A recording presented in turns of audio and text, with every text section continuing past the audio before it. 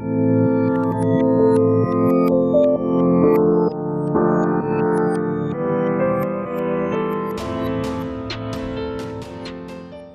assalamualaikum warahmatullahi wabarakatuh. Waalaikumsalam warahmatullahi wabarakatuh. Saya mengajar SMA, jadi saya panggilnya teman-teman ya. Karena kalau adik-adik terlalu muda, jadi panggilnya teman-teman. Adik dong. Nah, teman-teman sekalian, ada ketua kelasnya di sini? Saya Om. Oh iya. Silakan dipimpin doa dulu sebelum kita belajar ya. Kita mulai materinya itu dulu. Bisa banget. Doa Buru. Jangan berantem di sini. Doa. Teman-teman semua, sebelum kita mulai pelajaran Bapak Samsul ini, Ya. kita berdoa menurut agama budaya masing-masing. Doa dimulai. Selesai. Ya, baik. Ada yang nggak masuk lagi? Ada yang nikah Pak. Absennya di mana? Coba saya lihat dulu absennya. Berhubung saya guru baru, jadi harus saya tahu dulu biar saya tahu.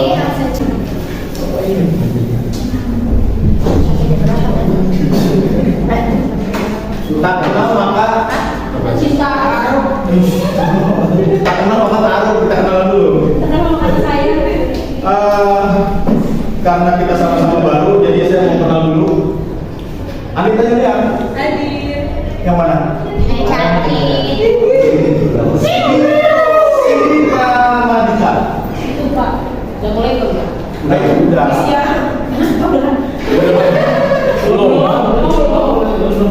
Ini mana sih ini? Absen apa nih? Tarik dulu. Dapa Ervandi. Baik teman-teman sekalian, perkenalan saya Miko selaku guru baru di sini, baru aja datang. Dan kebetulan saya diamanahkan untuk mengajar bahasa Indonesia. Teman-teman sekalian, dalam materi ini itu akan diberikan materi tentang cerpen. Cerita pendek, kata siapa? Saya. Ah, jangan kata saya dong, harus jelas. Cerpen itu cerita pendek. Lalu apa bedanya sama novel?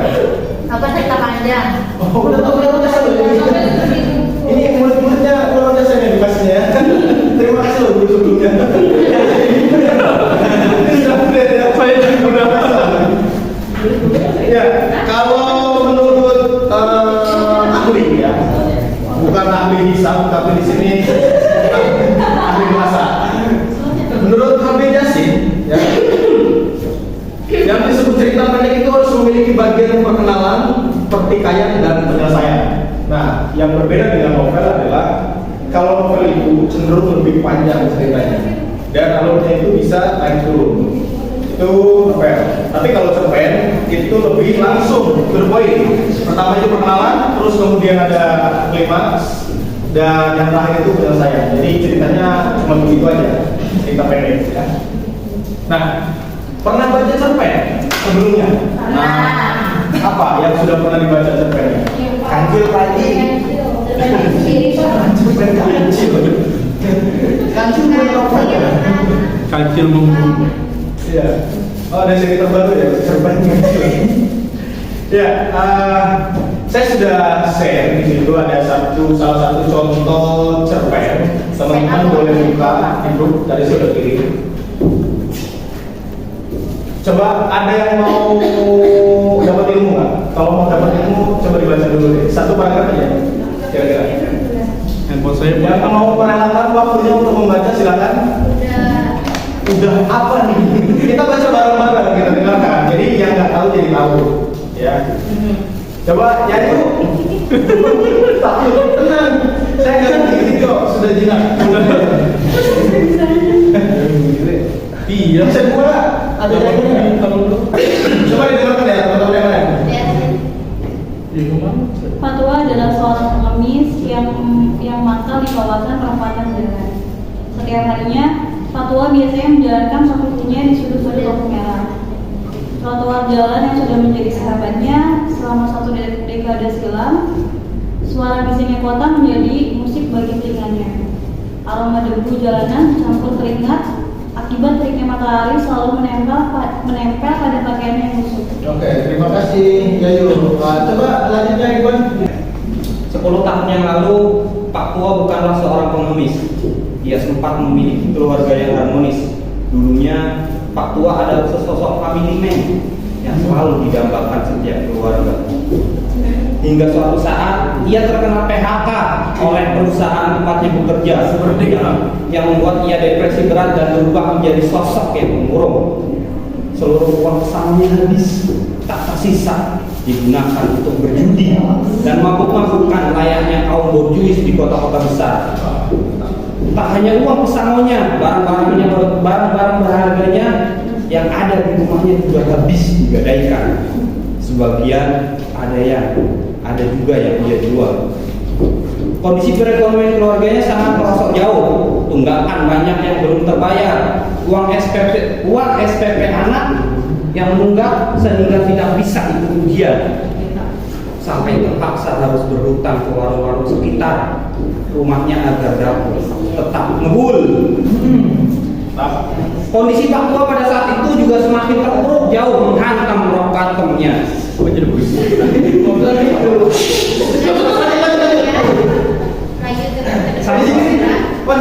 Satu persatu sahabatnya pergi. Betul. Ini yang berisik suruh maju ya. Oke, ini demi mendukung Pak Joko. Terima kasih loh, menurut saya dari biasa. Satu persatu sahabatnya pergi. Keluarganya tidak ada yang mau membantu.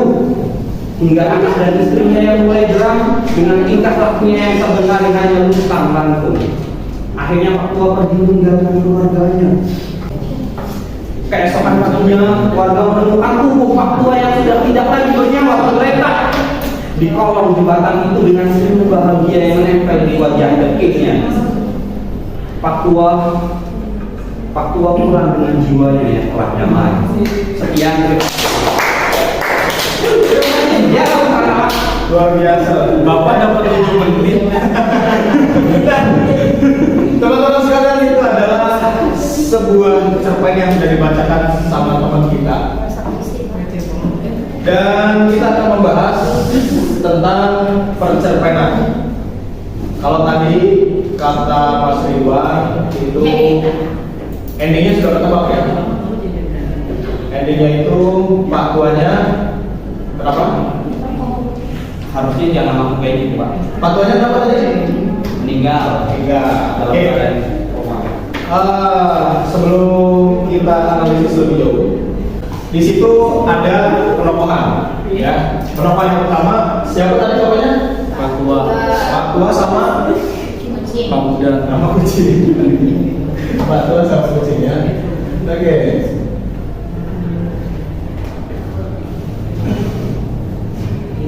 Jika dilihat, Pak Tua itu siapa?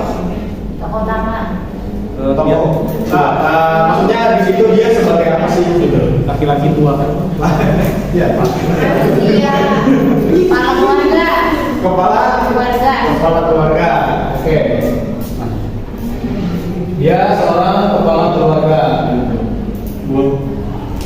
Kemudian dia tinggal di di mana tadi? Nah, di kolong jembatan tadi.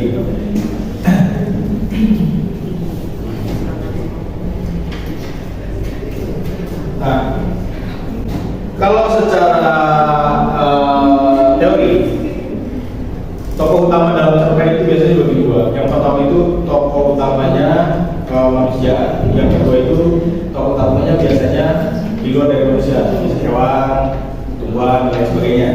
Nah, tokoh yang dipersonifikasikan itu biasanya beda-beda. Yang tadi ada hewan, ada tumbuhan, dan lain sebagainya. Dan kemudian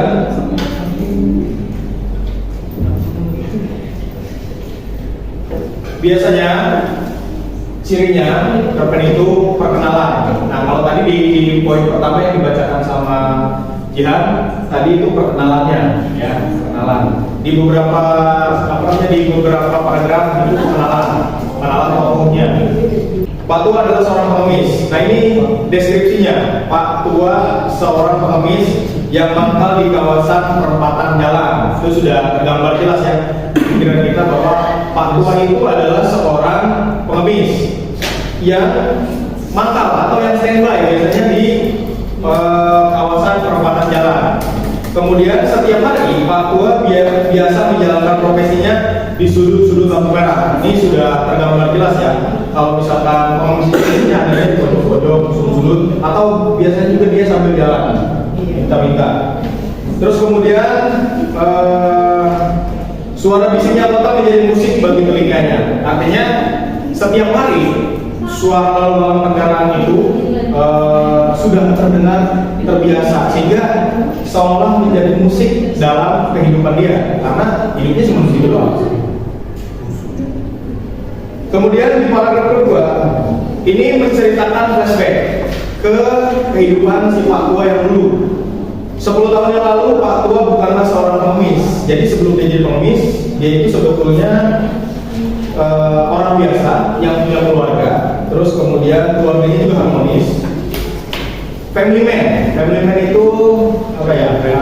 Sosok apa namanya kepala keluarga ya, kepala keluarga yang bertanggung jawab penuh terhadap keluarganya, yang selalu didambakan setiap keluarga. Berarti dia ini sangat didulukan. Dia dulunya kerja, kemudian di PHK dan bikin suasana dia menjadi depresi, artinya kesehatan mentalnya turun drop dan menjadi sosok yang pemurung. Nah itu salah satu pertama itu menjelaskan si tokohnya, terus kemudian di situ di paragraf ketiga, keempat, di situ menjelaskan kondisi sosial perekonomian di si Pak Tua tersebut. Ya. Setelah perkenalan, cerpen tersebut biasanya langsung menuju ke alur konfliknya. Nah, dimulai dari konflik yang tadi. Kalau di dalam cerita itu awalnya dia seorang family man, kemudian masuk ke konfliknya adalah pada saat dia di PHK, yang kemudian bikin depresi dan pada akhirnya dia menjadi seorang pengemis dan keluarganya berantakan. Nah biasanya kalau cerpen itu tidak bertele-tele, tidak seperti novel. Kalau novel itu kan muter dulu biasanya. Perjalanannya grafiknya itu dia pelan-pelan. Jadi kalau di novel itu grafiknya itu dia begini, pelan, konflik, kemudian jatuh, baru edit. Tapi kalau di cerpen itu grafiknya langsung, nggak ada basa-basi, langsung ke konflik, langsung edit, kayak gitu. Jadi 3 poin saja kalau di cerpen. Salah satunya. Kemudian di konflik itu juga bisa dikembangkan, artinya bisa agak lebih rumit lagi untuk konfliknya. Jadi tidak semata-mata konflik tersebut ya konflik sedikit terus kemudian selesai gitu, tidak. Tapi di situ benar-benar konflik yang memang membuat kita itu si pembaca menjadi lebih greget ya untuk dapetin si cerita tersebut pemahamannya.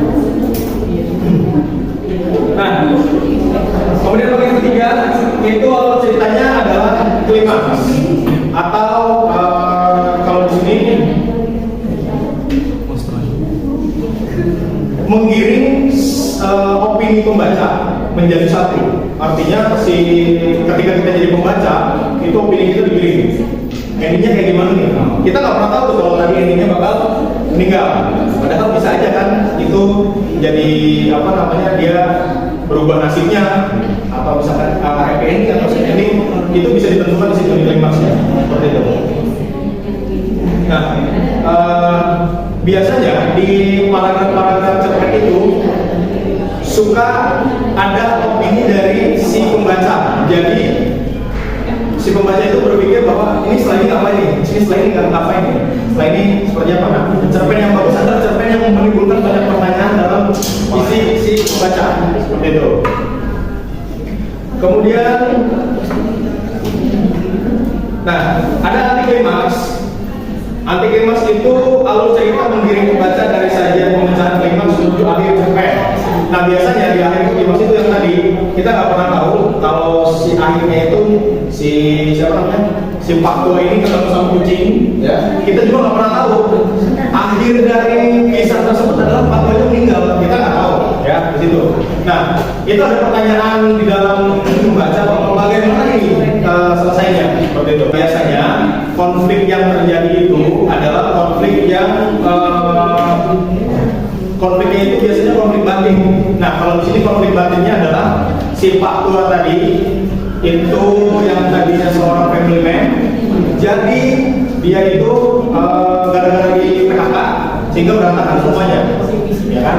Dimulai dari situ membuat dia depresi. Itu salah satu konflik batin yang ada di cerita pendek yang dibacakan sama Ridwan tadi.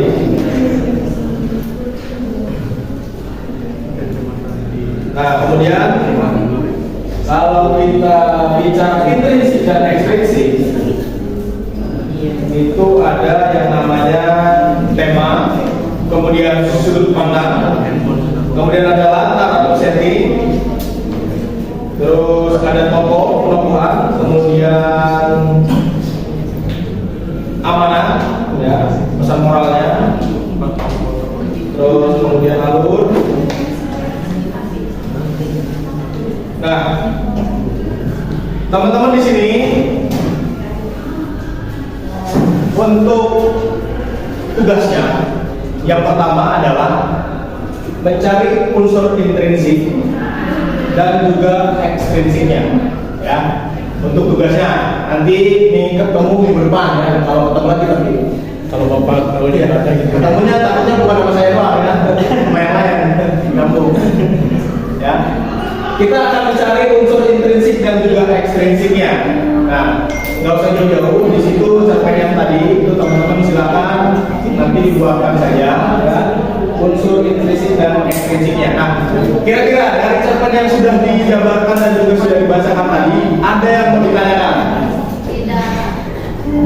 Harus ada dong, masa nggak? Harus nanya lah. Udah istirahat Pak, Bapak udah 27 menit Oh, kesian jangan gitu dong.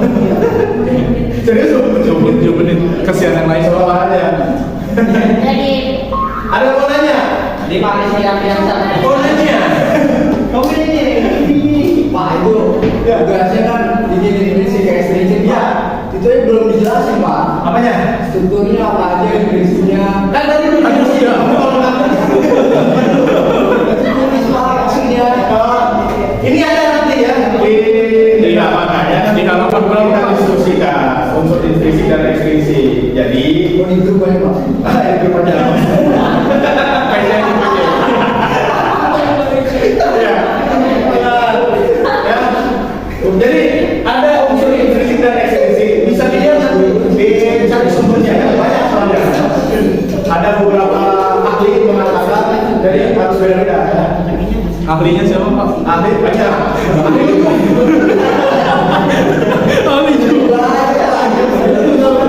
Ya. Nah, kurang lebih seperti itu. Saya di sini nggak ada yang nanya nih, cuma nanya kayak gitu doang. Itu Pak, nanya Pak, itu kan kita kan kelas 2 SMA Pak ya? Ya. Itu kita nggak selalu masuk dengan unsur intrinsik sama ekstrinsik. Oh enggak, kalau menurut kurikulum langsung saya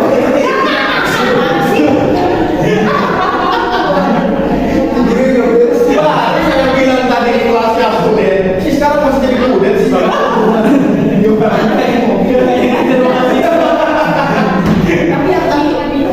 Ya. Oke,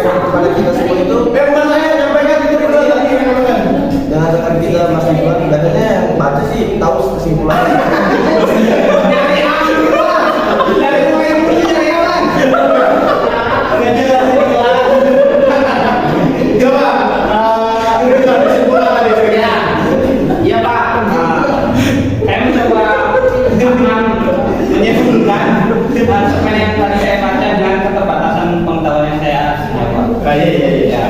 Jadi cerpen yang tadi saya bacakan belum. Pada intinya kita bakal berhati takdir. Gimana? Menghadirkan negatif. Menghati takdir. Intinya gitu, karena tidak sejalan dengan keinginan hidup kita. Hilang segala. Karena pada akhirnya sama kasih peradara lah yang tahu kehidupan kita. Statement. Jadi statementnya Kata-kata hari ini. Posisi. Kata-kata hari ini bang. Statementnya. Untuk hari ini jangan pernah mengutuk Tuhan karena Tuhan tidak pernah salah. Yang tempatnya salah dan benar adalah manusia. Luar biasa. Iya kan itu salah dan benar. Teman-teman sekalian, bahwa tadi sudah disimpulkan juga sama teman kita Ridwan untuk cerpennya. Jangan lupa tugasnya dikerjakan. Kemudian untuk minggu depan belajarnya adalah kita akan mengulik lebih dalam tentang intuisi dan ekspresi, sehingga nanti teman-teman jangan lupa ikro. Baca. Kalau kita nggak baca nggak bakalan tahu ya. Jadi biasakanlah membaca sebelum bertanya ya. Kalau sudah membaca, teman-teman pasti akan tahu ya. Jadi pertanyaannya lebih berbobot nanti ya. Seperti itu. Ya, demikian jam hari ini ya. Kurang lebihnya saya mohon maaf apabila ada yang belum jelas, nanti silakan didiskusikan kembali. Kalau ada yang belum paham harus paham ya. Saya udah sampai Supaya paham. Supaya nanti di minggu depan kita nggak pelong-pelong pembahasannya ya, diskusinya. Itu saja dari saya. Kurang lebihnya mohon maaf. Assalamualaikum warahmatullahi wabarakatuh. Waalaikumsalam.